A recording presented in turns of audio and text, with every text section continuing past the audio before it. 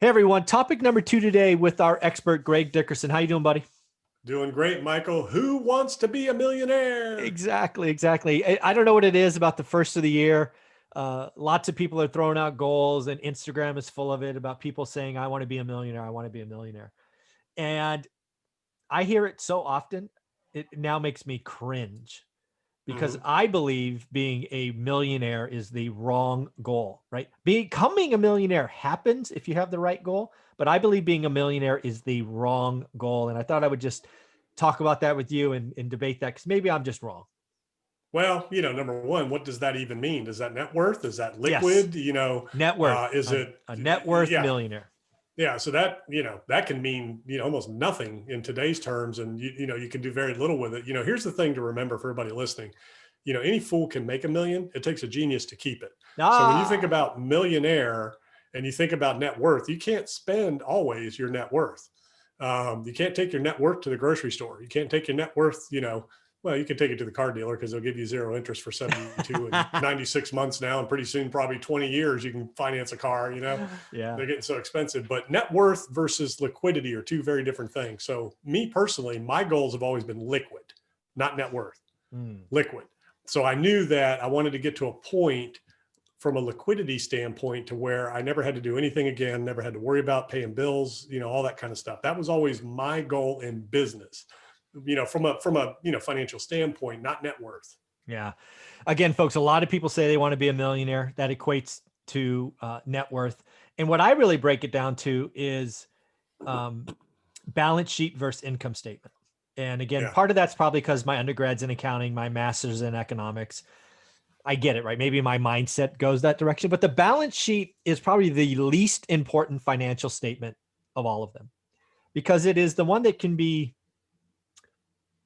fudged, right? It, You can it make it can look however you want. pretty much, right? I mean, right. If you were to go home and do your balance sheet, you get to decide what your car is worth, what your tchotchkes at home is worth, what that picture is worth. I mean, if you really want to get nutty, right? You can assign values to things that are inflated. And I actually bring this up because I just read today that Prince, right, the singer who passed away, I think a couple of years ago now, Hmm. his estate, his trustees undervalued his estate by 50%, which obviously makes the IRS not happy. Uh, so, I mean, again, the balance sheet is something that you can tweak. And again, you can't pay your bills, generally speaking, with your balance sheet. It's just the wrong goal. Yeah, And and it depends on what you're doing with it. So you can make it look however you want from your own mhm, viewpoint in terms of what you think, but then you have to submit it and you have to sign on it, validating and verifying it to financial institutions if you're going for a loan. So if you fudge it there, well, that's bank fraud and yeah, those types of things. But here's the real thing, okay? And we hit on it a little bit in the last segment. Markets are made by supply and demand. Anything is worth what somebody's willing to pay at any point in time. correct. So equity and net worth are only worth what somebody's willing to pay for that asset at that point in time. So net worth is assets minus liabilities, right? Exactly. So that's why my goals in business and in life have always been liquid. Okay, so in a company, you're talking about gross revenues, expenses, bottom line net profit. Okay, that's the only thing that matters in a business. What's your net profit? That's what it's going to trade on a multiple of EBITDA. It's going to trade on, some businesses will trade on a multiple of sales if it's not profitable, if it's, one of those customer based, businesses in terms of building the network, and the customer base. But at the end of the day, it's all about liquidity. It's all about net worth. Balance sheet's great. It can go to nothing overnight. Mhm. Real estate, literally lately, can be affected overnight. If interest rates all of a sudden just shot up tomorrow, it's done. You've lost all your equity. And it happened to me, in 2008 and 9. I had, I don't know, 10 million plus or minus in equity and properties evaporated, literally evaporated overnight. Yeah. So, net worth really doesn't mean a whole lot. It's all about liquidity. Yeah, for me, yeah, liquidity is the word, and for me, what people have to focus on is the income statement, right? If you're new in these words, you don't know what they are, go look up a balance sheet, go look up an income statement. So for me, what I believe most people want when they're saying they want to be a millionaire is they want financial freedom, right? They want to Mm-hmm. be like you said, they want to have the ability to pay their bills without having to work or Right. those things.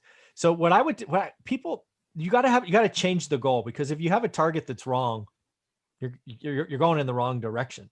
Yeah. For me, it is the income statement. And most importantly, it's, income. Then you have taxes. Everybody pays. It's your net income. Then there's a net income number minus your fixed monthly expenses, rent, mortgage, all of, car payments, healthcare, all of that. And then there's something I call freedom dollars, right? Those are the dollars that are left over after all of your monthly expenses. And that's the dollars you get to play with and invest. But where freedom comes from, and what people should target for, is whatever that monthly nut is. Call it 3,000, call it 5,000.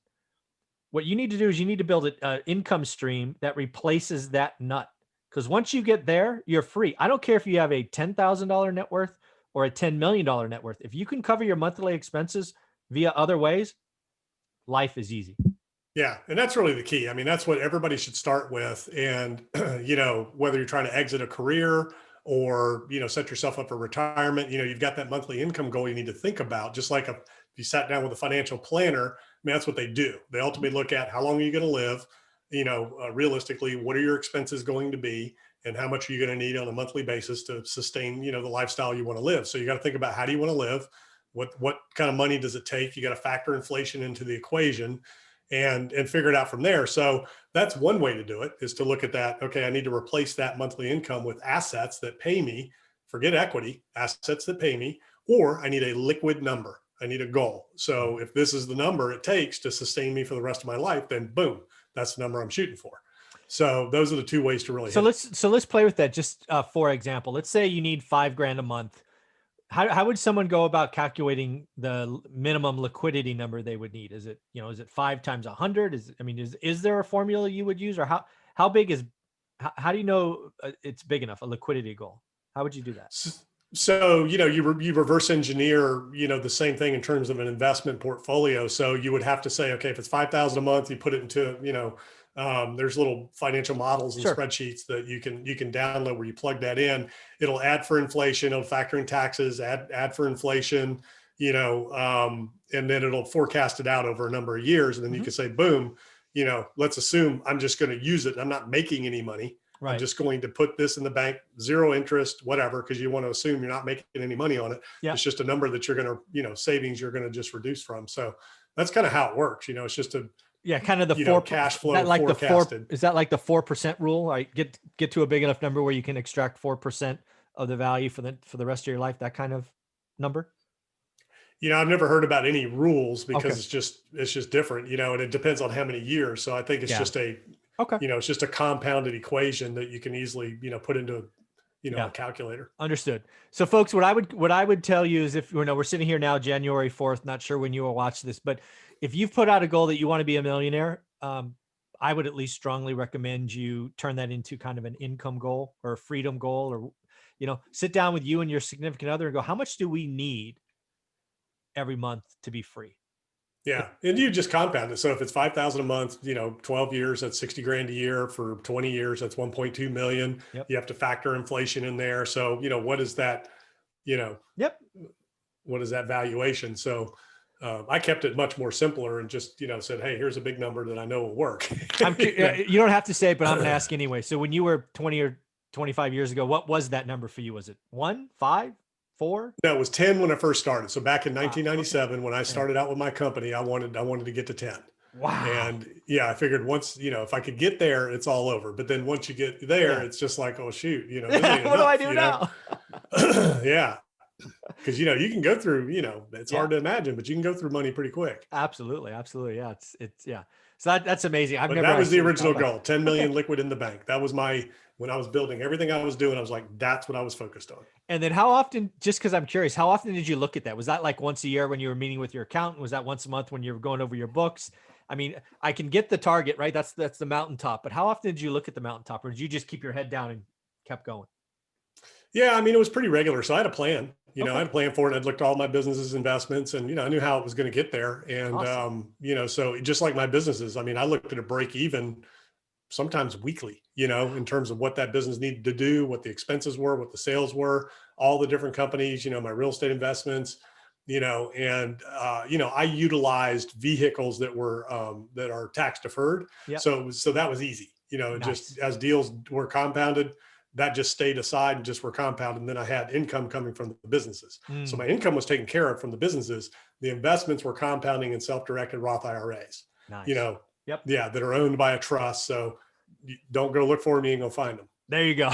Very cool. Very cool. Well, this has been a lot of fun. This will actually feed into episode number 3. Thank you very much.